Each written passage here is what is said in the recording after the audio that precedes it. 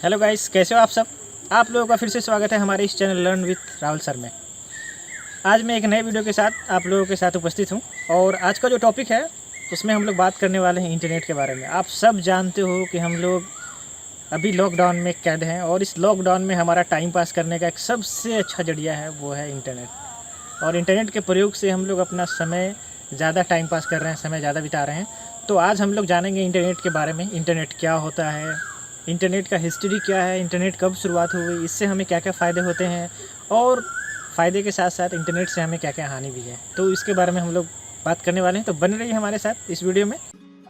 चलिए हम लोग शुरू करते हैं आज का टॉपिक। आज का टॉपिक आप लोग जानते हो कि आज का टॉपिक है वो इंटरनेट। इंटरनेट दो शब्दों से मिलकर बना है, इंटर और नेट। इंटर का मतलब होता है इंटरकनेक्शन और नेट मीन्स होता है जाल। तो ये इंटरकनेक्शन है नेट्स का, जाल का मतलब छोटे छोटे जाल मिल करके एक बड़ा जाल बनाता है, तब वो इंटरनेट कहलाता है। अब यहाँ पे जाल हम वो जाल ना समझे जो हम अपने निजी जीवन में इस्तेमाल करते हैं। यहाँ पे जाल का मतलब है कंप्यूटरों का जाल, नेटवर्कों का जाल। तो ये चीज हम जानते हैं, लेकिन सबसे पहले यहाँ पे एक नई वर्ड्स आई है और वो है कंप्यूटर नेटवर्क। तो सबसे पहले हम लोग जानते हैं कि कंप्यूटर नेटवर्क क्या होता है। कंप्यूटर नेटवर्क जब दो या दो से अधिक कंप्यूटर आपस में जुड़ते हैं, कम्युनिकेशन करते हैं डेटा को ट्रांसफर करने के लिए, तब वह कंप्यूटर नेटवर्क कहलाता है। और यह दो से अधिक भी कंप्यूटर हो सकता है, या पूरे शहर के कंप्यूटर हो सकते हैं, या पूरे देश के कंप्यूटर हो सकते हैं। ये सब जब एक दूसरे से कम्युनिकेट करते हैं, कम्युनिकेशन बनाते हैं, तब वह नेटवर्क कहलाता है। और जब ये छोटे छोटे नेटवर्क एक बड़ा नेटवर्क बनाते हैं, तब वह इंटरनेट कहलाता है। वैसे मैं आपको बताऊं इंटरनेट के बारे में। The internet is the global system of interconnected computer networks that uses the internet protocol suites to communicate between networks and devices. Internet एक बहुत ही बड़ा और ग्लोबल कंप्यूटर नेटवर्क होता है जो एक कंप्यूटर से दूसरे कंप्यूटर में डेटा शेयर करने के लिए, अपने इंफॉर्मेशन को शेयर करने के लिए इस्तेमाल में आता है। और चूंकि ये कंप्यूटर जो होता है वो एक दूसरे से जुड़ा हुआ होता है और इंटरनेट में सब एक दूसरे से संपर्क में रहता है, तो इतने बड़े संसार में जब बहुत सारे कंप्यूटर एक दूसरे से जुड़ जाएंगे तो हम आखिर पता कैसे लगाएंगे हम किस कंप्यूटर पे काम कर रहे हैं, या हमें जो इंफॉर्मेशन प्राप्त हो रहा है वो कहाँ से प्राप्त हो रहा है। तो इसके लिए निर्माण किया गया है TCP/IP का, ट्रांसमिशन कंट्रोल प्रोटोकॉल और इंटरनेट प्रोटोकॉल का। ये वो प्रोटोकॉल है जो हमें कुछ गाइडलाइन प्रोवाइड कराते हैं इंटरनेट यूज करने के, और जिसको हम फॉलो करने के बाद इंटरनेट यूज कर सकते हैं। और अगर हम इसे फॉलो नहीं करते हैं तो हम इंटरनेट इस्तेमाल नहीं कर सकते हैं। हम ये भी दूसरी भाषा में कह सकते हैं कि इंटरनेट में be defined as a global collection of computers linked with together by telephone lines, radio, satellite links, etc। Internet जो है वो एक ग्लोबल स्तर पे कंप्यूटर का कलेक्शन है जो विभिन्न माध्यम से एक दूसरे से जुड़े हुए रहते हैं, चाहे वो टेलीफोन लाइन से हो, या रेडियो से हो, या फिर सैटेलाइट से हो। जब हम किसी भी कंप्यूटर को दूसरे कंप्यूटर से जोड़ते हैं तो उस वक्त उस कंप्यूटर के लिए एक प्रॉपर IP जनरेट होता है, और ये यूनिक IP होता है, और ये IP होना मस्ट होता है। क्योंकि मैंने अभी बताया कि हम जब नेट में काम कर रहे हैं, एक जाल में काम कर रहे हैं, तो हम किस सिस्टम पे काम कर रहे हैं, या हमें किस सिस्टम पे पहुंचना है जहां से हम कोई डेटा एक्सेस करना चाहते हैं, तो इसके लिए IP का निर्माण किया गया है।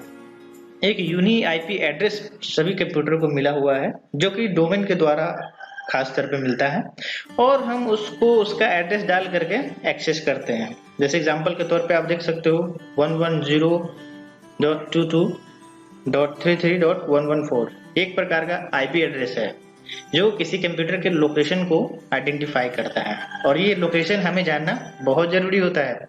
अगर हमें ये नहीं पता रहेगा तो हम किसी भी कंप्यूटर को एक्सेस नहीं कर सकते हैं, या किसी भी वेबसाइट के पास नहीं पहुंच सकते हैं, किसी वेबसाइट को हम ओपन करके कुछ भी इस्तेमाल नहीं कर सकते हैं। तो ये यूनिक IP होता है जो प्रॉपर हर कंप्यूटर के लिए अलग अलग प्रोवाइड कराया जाता है। अब थोड़ा हम लोग ये भी बात कर लें कि इंटरनेट की जो इवोल्यूशन है, उसकी जो शुरुआत हुई थी वो किस प्रकार से हुई थी। इसके बारे में बड़ा ही दिलचस्प किस्सा है कि यूनाइटेड स्टेट में सबसे पहले 1969 में इस टेक्नोलॉजी का निर्माण किया गया था, जिसमें एक नेटवर्क बनाया गया था जिसको हम लोग ARPANET के नाम से जानते हैं, advance research project agency network.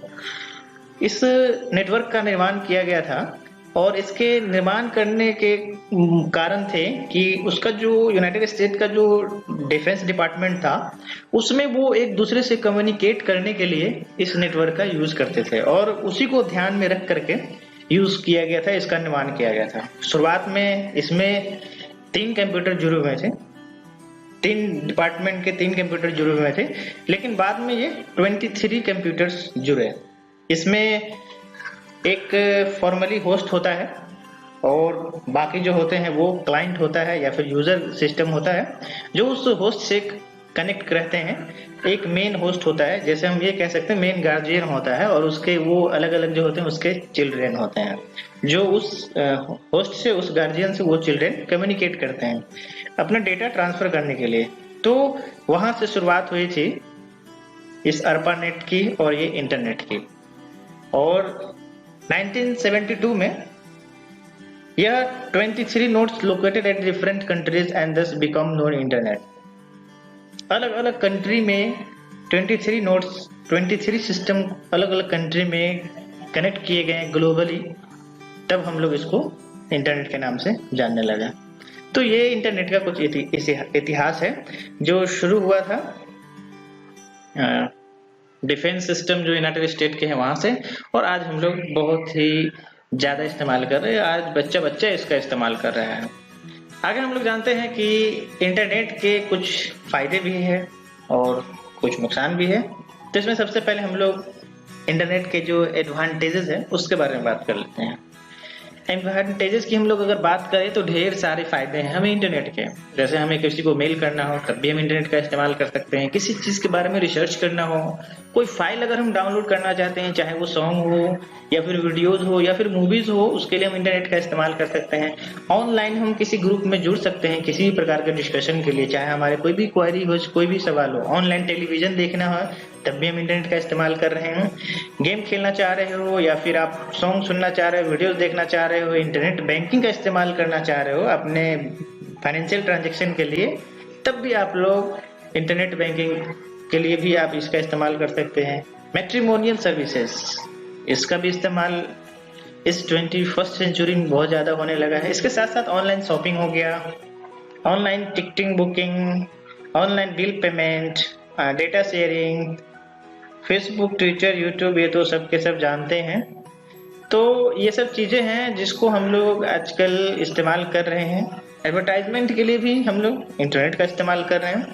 ना जाने हम लोग अपने ज़िंदगी की कितने सारे चीज़ों को आजकल इंटरनेट से अध्ययन कर रहे हैं। हम एजुकेशन सिस्टम में भी इसका इस्तेमाल करते हैं और एजुकेशन प्राप्त करने के लिए भी इंटरनेट का खूब इस्तेमाल करते हैं। ये जितनी भी आप गिनती करा लो उतना ही कम है इंटरनेट के एडवांटेजेस, क्योंकि इसके एडवांटेजेस भरे पड़े हुए हैं। इतने सारे अगर किसी चीज के एडवांटेजेस हो तो कुछ ना कुछ तो डिसएडवांटेजेस भी होते होंगे ना। तो आगे हम जानते हैं कि इसके कुछ डिसएडवांटेजेस क्या है। इसके डिसएडवांटेजेस की अगर हम लोग बात करें तो पहला है always chance to lose personal information.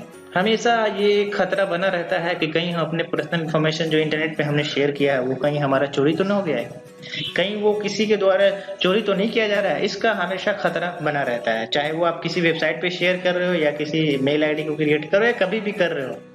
दूसरा है spamming from unwanted mails, messages, etc। कभी कभी आप लोग देखते होंगे बेवजह मेल आते रहते हैं, बेवजह मैसेजेस आते हैं जिससे आपका कोई ताल्लुकात नहीं है, दूर दूर तक लेना देना नहीं है, फिर भी वो मेल मैसेजेस आपको आते रहते हैं। तो ऐसी चीजें भी जो होता है वो आजकल बहुत हार्म करता है, बहुत इरिटेट करता है लोगों को। नेक्स्ट जो है वो है वायरस। वायरस का खतरा भी हमेशा बना रहता है क्योंकि आप ग्लोबली एक दूसरे से कनेक्ट होते हो, तो कब कौन वायरस आपके सिस्टम में पहुंच जाए किस माध्यम से ये कोई नहीं जानता रहता है। तो ऐसे सिचुएशन में हमें अपने सिस्टम को सिक्योर करने के लिए फायरवॉल को और एंटीवायरस रखना बहुत जरूरी होता है। आप अपने सिस्टम में एंटीवायरस जरूर करें अगर आप बहुत ज्यादा इंटरनेट का इस्तेमाल कर रहे हैं अपने सिस्टम में। तो नेक्स्ट और सबसे खतरनाक है biggest internet threat is pornography which are effect to the children health and mental life. इस 21st सेंचुरी में चिल्ड्रेन के लिए ये सबसे खतरा है पोर्नोग्राफी, जो बच्चों के मेंटली डिस्टर्ब करने के लिए काफी होता है। उनके स्वास्थ्य पे बुरा असर पड़ता है, वो मेंटली डिस्टर्ब हो जाते हैं और न जाने कैसी कैसी हरकत कर बैठते हैं। तो एज ए पेरेंट्स आप हमेशा कोशिश करें कि आप इन चीज़ों पे कंट्रोल लगाएं, और यदि आप स्वयं चिल्ड्रेन हैं तो आप ये अपने आप से तय करें कि आप इस तरफ मूव कभी भी ना करें। Various websites that do not provide the authenticate information. बहुत सारे ऐसे वेबसाइट्स हैं जो सही इन्फॉर्मेशन कभी भी नहीं प्रोवाइड कराते हैं। आप जब भी किसी चीज के बारे में सर्च करने जाते हो तो वो रॉन्ग इन्फॉर्मेशन सबसे पहले आता है, और वो सही इन्फॉर्मेशन जिसकी आपको तलाश होती है वो नहीं आ पाता है। तो ये सब डिसएडवांटेजेस है इंटरनेट के। इसके अलावा और भी बहुत कुछ है, लेकिन ये कुछ खास थे। फिलहाल आज की वीडियो में बस इतना ही। आप लोग घर में रहिए, सुरक्षित रहिए। मिलते हैं फिर नेक्स्ट वीडियो में।